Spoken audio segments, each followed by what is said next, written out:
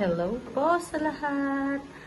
Gagawa po tayo ngayon ng Pinoy style spaghetti.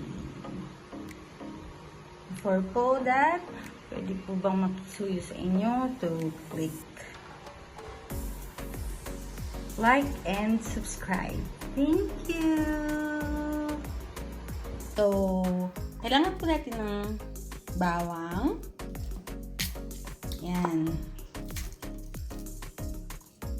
Hiwain lang po. Babayatan po natin lahat. Tapos, saka natin hiwain mamaya. Pero maliliit. Pagkatapos niyan, yung sibuyas naman po yung ating i-ready mamaya.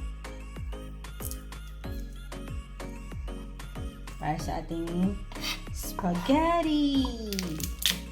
Kasi po, parang iba ang kay bukas sa school.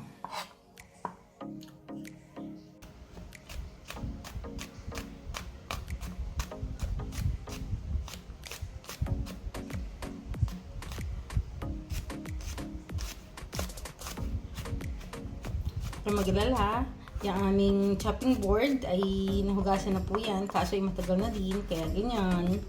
But don't you worry, it's clean.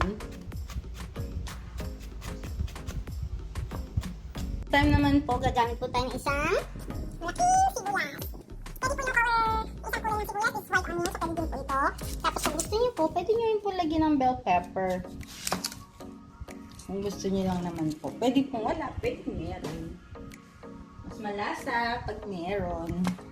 Pero ako po, hindi ko po nilalagyan kasi hindi po ako kumakain ng bell pepper.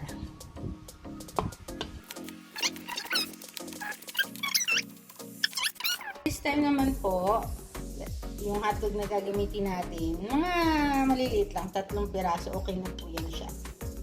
So, balatan natin, kunin natin yung balat, tapos hiwain lang po natin na maliliit or medyo pa-slice, manipis na hiwa. Hindi po pa-slice kasi hiwa slice na din. Okay.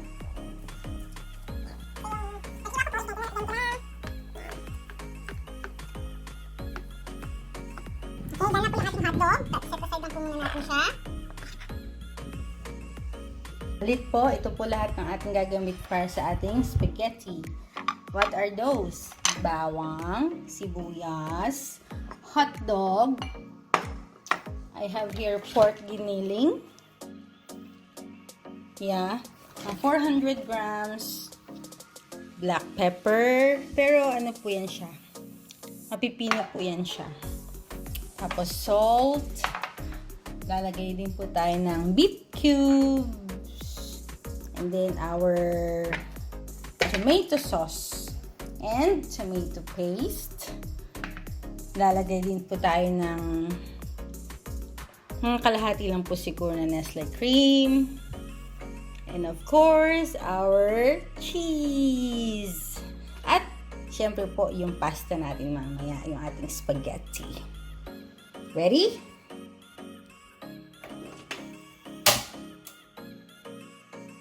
Okay. Ang ating unang gagawin po is lagay po natin yung ating giniling.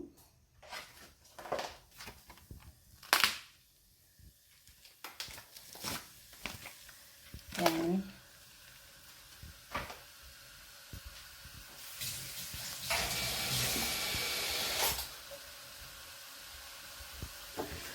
Yan po. Tapos, lulutuin lang po natin yan without the mantika para ang spaghetti po natin hindi masyadong mamantika. Okay.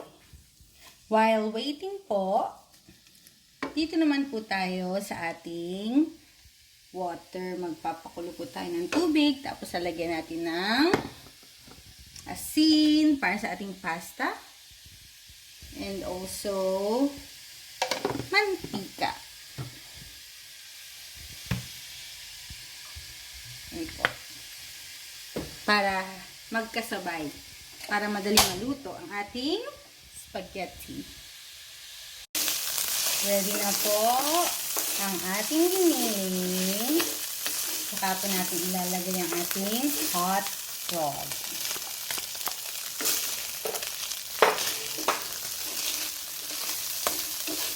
Igisa lang po natin siya ng kaunti. Hindi po kailangan matagal masyado yung hotdog kasi po ang luto pa rin po naman siya.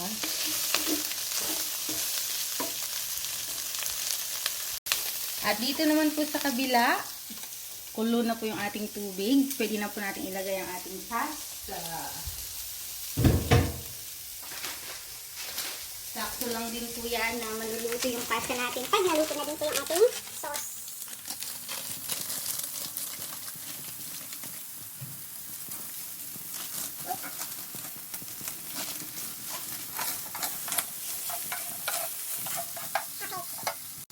Saka po natin ilalagay ang ating bawang at sibuyas.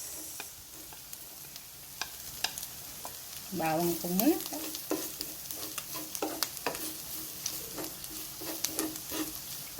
Hindi na po ako naglagay ng mantika. Ano po? Kasi po, nagmantika na po yung ating giniling.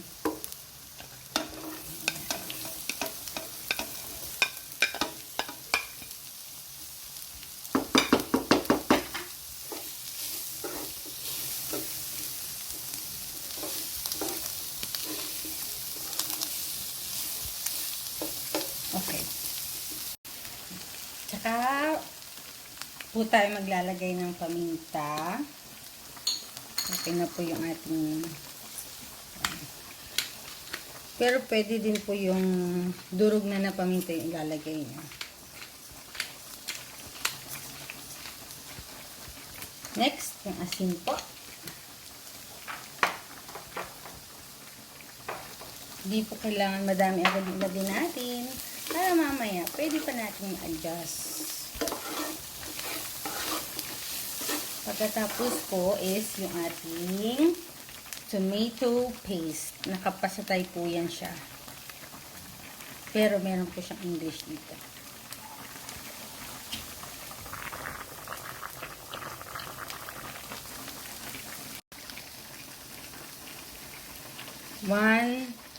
Mga tupo.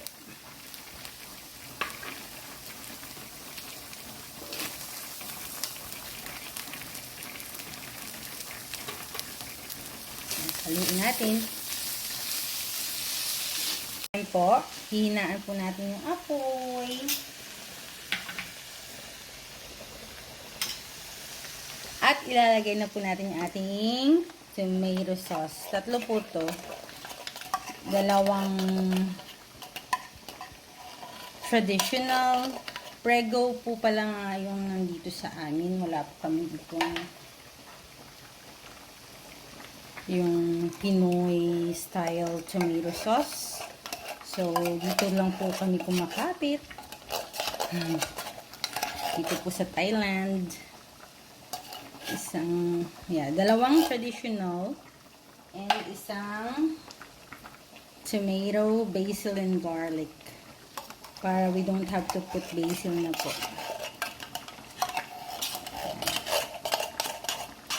Pwede po natin lagyan ng tubig ito para masimot. Pero kaunting-kaunti lang po talaga.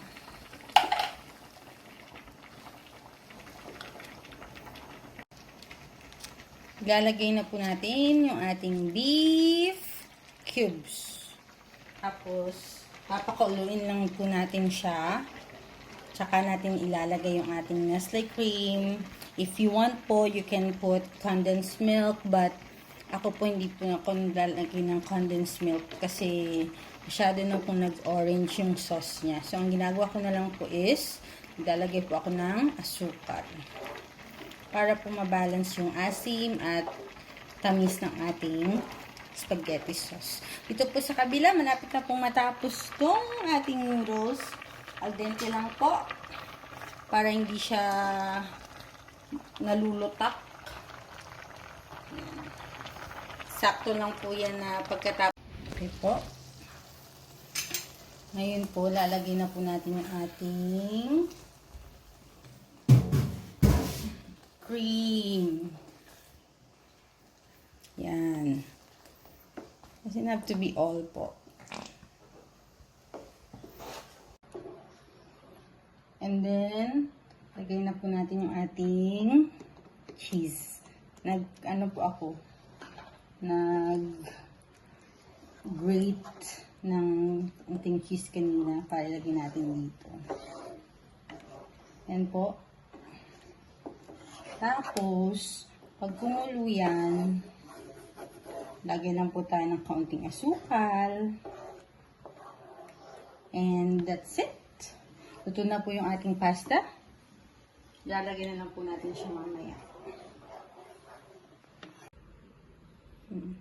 Nilagyan ko na po ng asukal.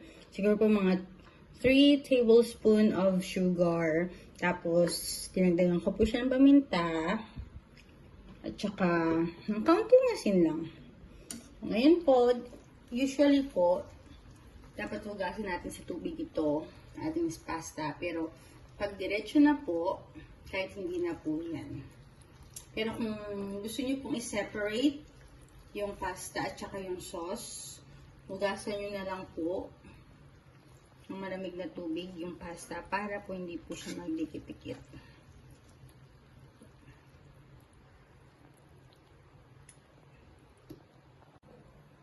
Ayan. Oops. Ayan po. Okay. I-mix lang po natin yung mamaya pag naubos na natin ilipat yung ating pasta. Ready na po ang ating spaghetti. Marami po pong sauce sa ilalim. So, nahalo pa po natin siya. Pero mamaya po. And here it is po.